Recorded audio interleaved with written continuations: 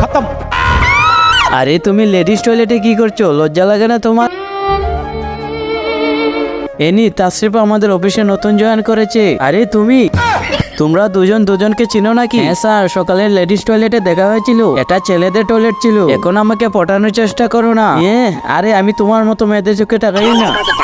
আরে দাঁড়াও দাঁড়াও, এখন চুপ করো। যাও জার্জির কাজ করো গিয়ে। এই নাও, আজকের ভিতরে ফাইলগুলো কমপ্লিট করে দিবে। বাপরে, কাজ করতে করতে হাঁপিয়ে গেছি, একটু চকলেট খেয়ে নেই। হাই ডার্লিং, কেমন আছো? তুমি আমার কাছে এসেছো কেন? যাও, আমাকে বিরক্ত করো না। জান, রাগ করতেছো কেন? আমি তো তোমাকে ভালোবাসি। সরো এখান থেকে, আমাকে কাজ করতে দাও। তাসরিফ, আমি শুনলাম তুমি আর এনি নাকি রিলেশনশিপে। আরে না না বস, এরকম কিছুই না। এনি, তাসরিফ কি বলছে? কিন্তু তার আগে তোমার কাছে কোনটা সবচেয়ে দামি, এক বস্তা টাকা নাকি মা বাবা? যদি মা বাবা হয় তাহলে ভিডিওটিতে লাইক করে চ্যানেলটিকে সাবস্ক্রাইব করে দিও। যদি লাইক সাবস্ক্রাইব না করো তাহলে বুঝে নেব তুমি তোমার মা বাবাকে একটু ভালোবাসো না।